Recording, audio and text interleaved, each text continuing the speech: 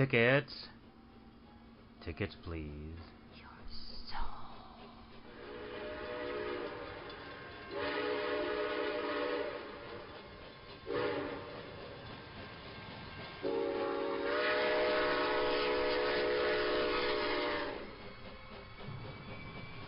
Step inside, take a ride upon the Terror Train. All aboard, be fair warned, these rails house fear and pain. Find a seat, don't mind the heat, just pray the lights stay on. Upon these rails, these bloody rails, in darkness lies no dawn. Yes, step inside, come crawl or glide, with us you shall remain. Upon this ride, this hellish ride, we call the Terror Train.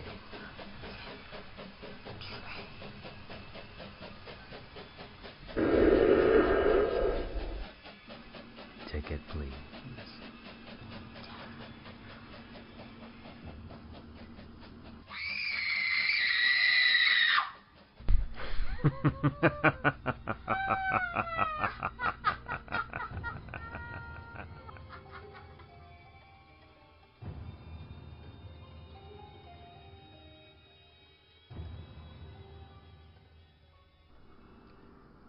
James Ward Kirk Publications presents Terror Train,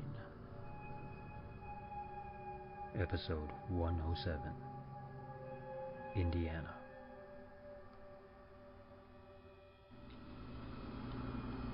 Welcome aboard. Welcome to my home. I am the disembodied voice, your ghost host, so to speak. Call me Terror.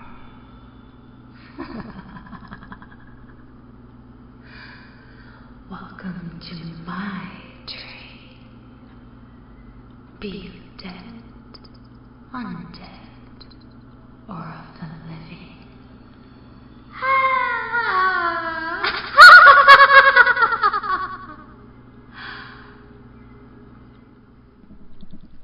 Tonight, on this dark and devious night, we close our doors behind Murphy Edwards permanently. He boards from Indiana. In exchange for his mortal soul, he has penned a most terrifying tale. A tale reminding us that a train wreck isn't at all what it appears to be.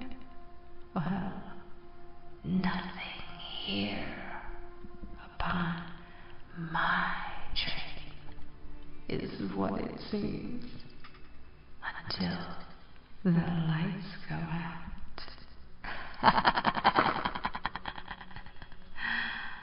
Just wait, you'll soon see.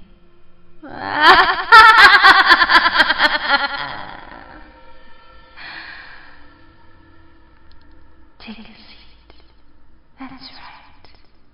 As Murphy Edwards hands over his bloody ticket, which reads Strunke City Derail.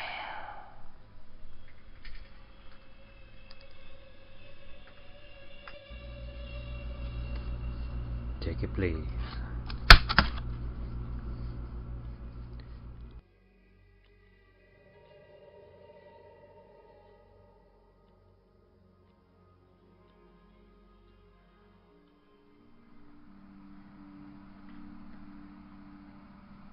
Strunke City Derail by Murphy Edwards.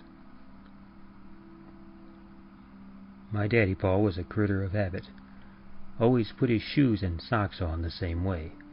Parked his beat-down, rusted-up shit-box of a pickup truck in the same muddy spot outside our trailer home, and took the same bologna meat sandwiches and banana cream cakes in his lunch bucket every day. Predictable and reliable as one of them Switzerland watches he was. So when he made it all the way home and up our rock steps before noticing for sure he'd forgot his lunch bucket and thermos bottle, I knowed he'd be going back to the rail yard to fetch it. I just happened to be in the front yard when he asked if I wanted to ride along. I wished I'd said no, but I didn't. Been pitiful sorry about that ever since. Anyhow, before you could say Johnny Baxter in a laundry basket, we was in his rusted-down Ford pickup, splashing and banging our way back down the mud-dirt road what leads to Strunke City. Strunke City is a little old piss-hole of a town about 20 miles outside of Who Gives a Shit. With a population of only 200, it weren't really a city at all, just a lonely burg at the ass end of nowhere.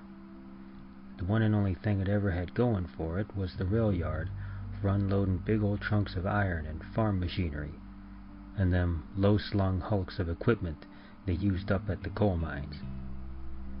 That rail yard employed most near everybody within 100 miles of Strunke City, including my daddy-paw.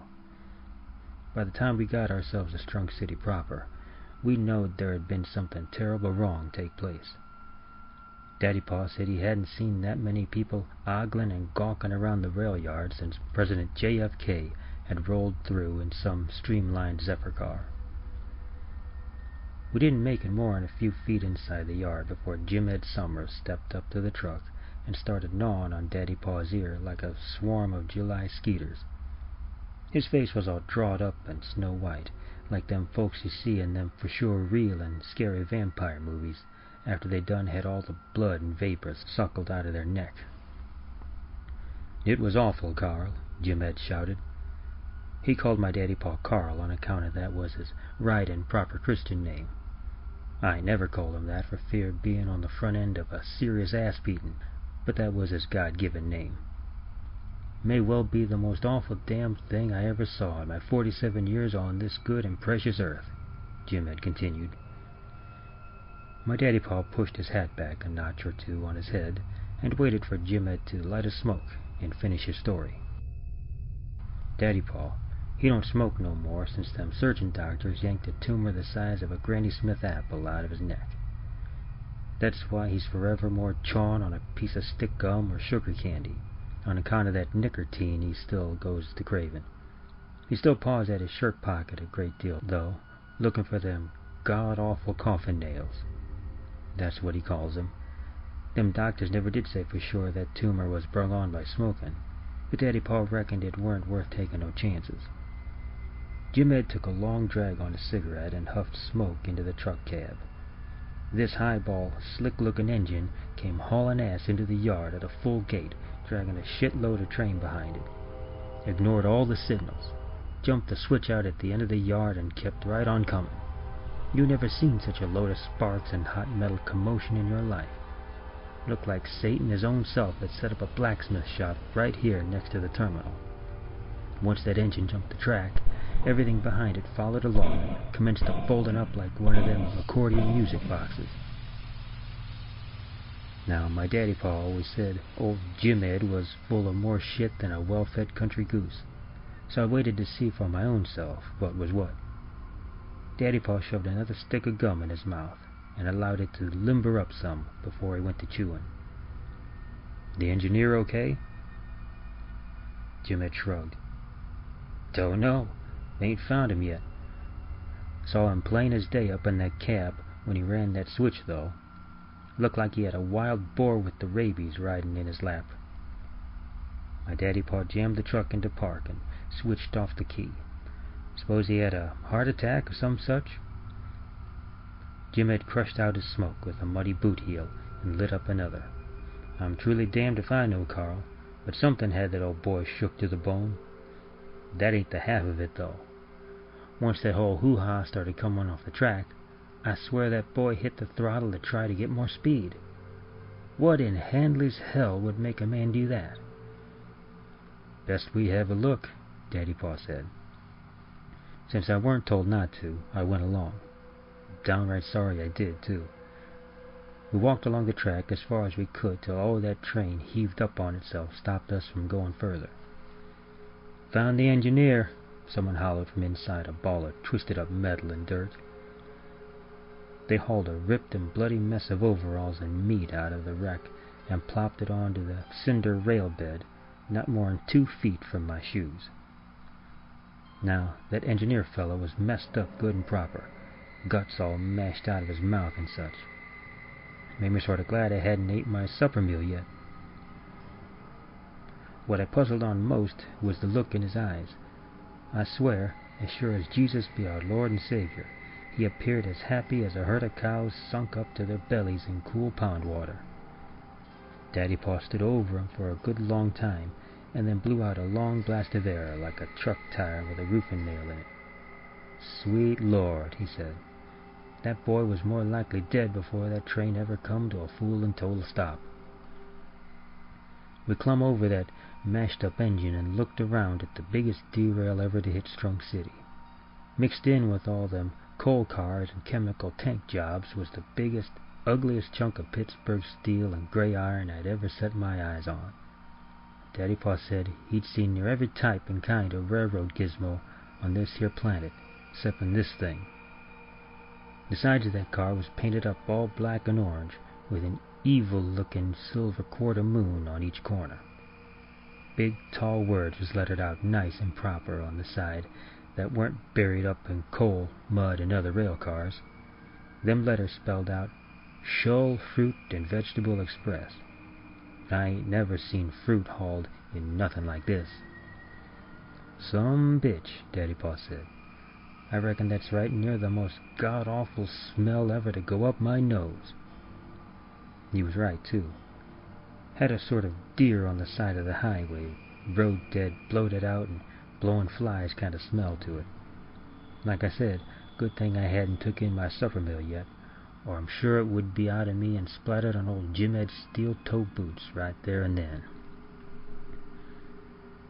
By the time we worked our way through the pile and up close to that black and orange rail car, it was pitch dark, and I had yanked my t-shirt up over my face to hold back the stink. Jim had lit up another smoke and puffed it hard. For once I was glad to have that smoke in my nose. Sort of took the sharp edge off of whatever was leaking its way out of that fruit car. Most of the looky-loos had gone home by this time.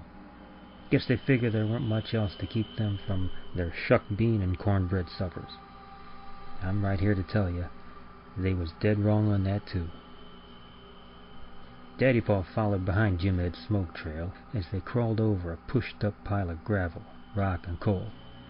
Weren't within 3 steps of that great old big fruit car when the door crashed open and the stinkiest, hairiest shit pile of a critter lumbled out and did a dive-do around their feet. Daddy Paul rolled behind the ass end of the car, but Jim Ed caught a blow from that bastard's tail that sent him ass over appetite into the cinders. Tiny bits of rotted sweet melon and celery hung from its jaws and dripped down on Jim Ed's boots. I declare, that shunker was so ugly even the flies wouldn't land on it. I'm not 100% sure if it was the smell or the sight of it, but I'm telling you, that beast scared the pure blood hell straight out of me. Ain't ashamed to say it either. I pissed my pants right there in front of God and everybody. The beast went to work on Jim Ed like he was one of them fancy New York strip steaks. Once it had the better part of Jim Ed's upper half crammed down his neck, old Jim Ed commenced to twitch and holler like a backcountry preacher caught up in tongues. Quick as a snap, his head disappeared inside that smelly bastard, a cigarette still clamped in his teeth. Daddy Paul picked up a fire axe and took several good and proper swipes at that shunker's head. He connected on more than 1 or 2 occasions, too. That old beast looked at Daddy Paul like he'd been swatted with a willer switch. Never so much as let out a grunt. After dodging and darting around the coal piles and wreckage for near half an hour, Daddy Paul laid into that shunker so hard with that axe it split the top of its head clean open. At that point, and I swear this for the truth. Another smaller head eased out of the top and went to snapping and growling like a badger. Jim Ed used to have an old yeller and brown flea-bit dog what ran along behind him, snapping and yapping at his heels like a baby gator. I swear that second little beast head reminded me so much of that dog, I busted up laughing before I could catch myself. Well, first thing that new head did was shook its neck out straight and hard, sprout half a dozen new little mouths, and snatched that fire axe right directly out of Daddy Paw's hands. Next thing it did was snatch Daddy Paw up and swallow him like a fishing worm. Quick as a cat, I jumped into the cab of one of them big and dangerous track hoes that they used to dig out dirt and coal and such. What I knew, and that old ugly rail car sumbitch didn't, was that Daddy Paw had let me run that very track hoe now and then. Not regular and steady, just every now and then when no tight-assed bosses and such was around to rag on him. Now, I'm not here to tell you I was no expert or nothing. Far from such, but I could make that machine move forward and back, lower and raise that steel-toothed bucket, and swing it around at a good clip. Not much use for digging and loading stuff, but maybe enough to fight off some ugly fruit car beast with 2 heads, 7 mouths, and breath like 1,000 assholes. Had me a bucket load of trouble getting that machine to start up and run steady. I took several hard swipes from that ugly beast's tail while I fiddled with the starter switch and prayed for some kind of divine intervention. I don't mind telling you, I was considerable shook up. Yet every day you witness your own sweet daddy swallowed up by some ooze stink lump from a train wreck. Between pulls on that starter switch and prayers up to the man up on high, that shunker managed one good bite on me and laid open a gash that ran from my elbow to my wristwatch. Bled out like a cut-open hog on the butcher's hook. Daddy Pa always said the sun eventually shines on every dog's ass. He sure was right on that one, 'cause the odds started stacking up in my favor.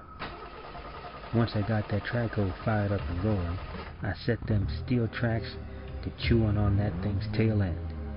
Mashed its ass end flatter than a paper picnic plate. Then I dropped the bucket on its back so it weren't likely to crawl off.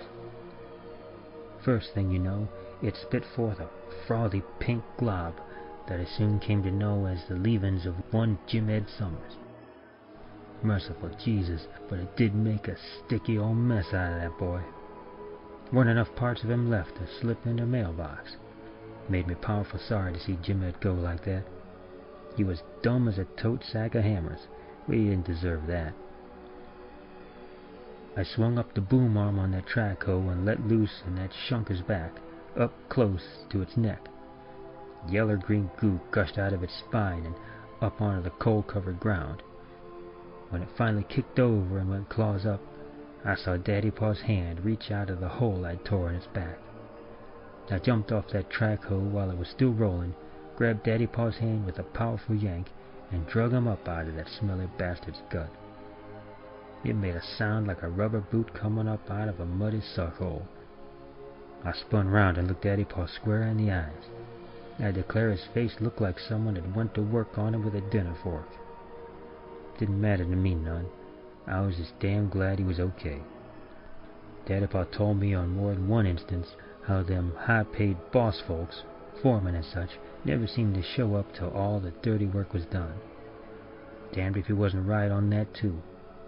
No sooner than we dusted the rotted fruit and stringy gut leavings from our hair, here come the awfulest mess of suit and tie wearing higher-ups I'd ever laid eyes on.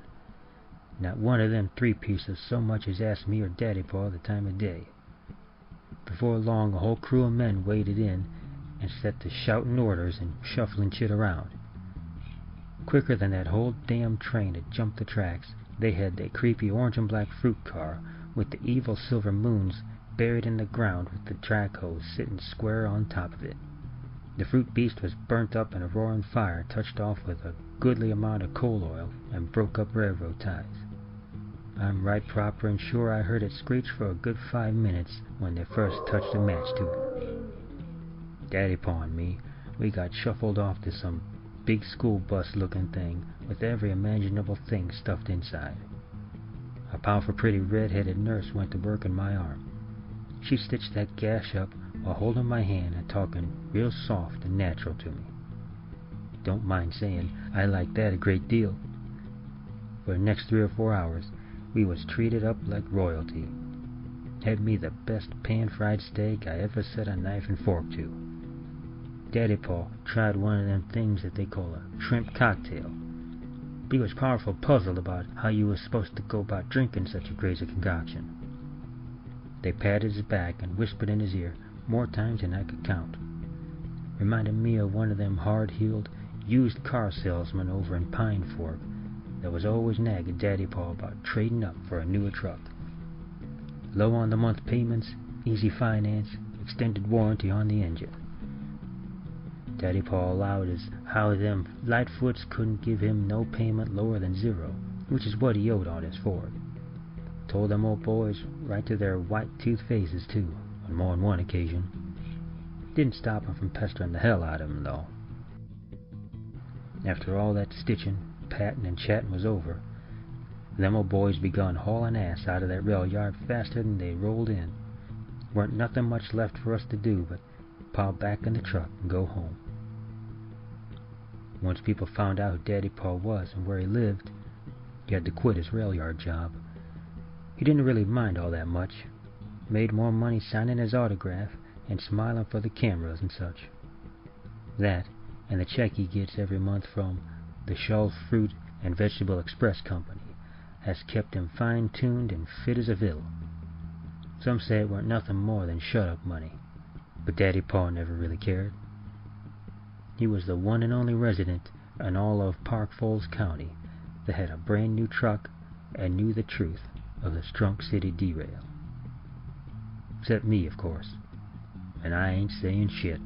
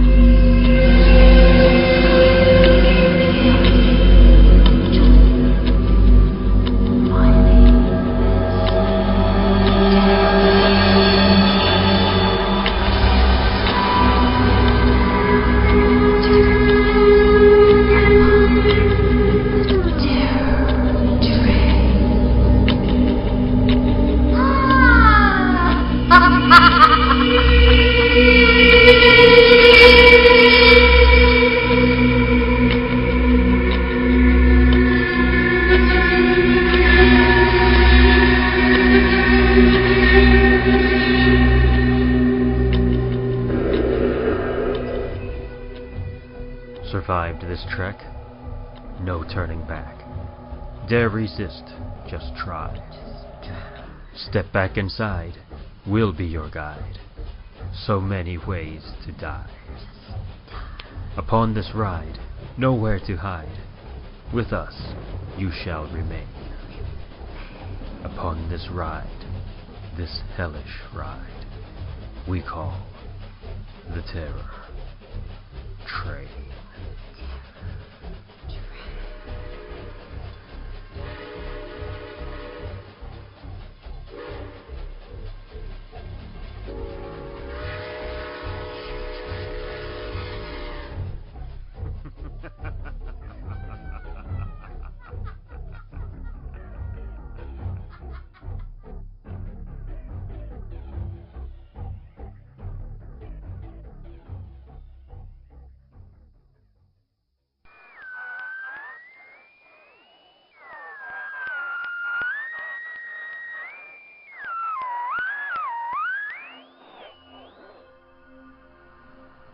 Terror Train, Podcast Episode 107, Indiana.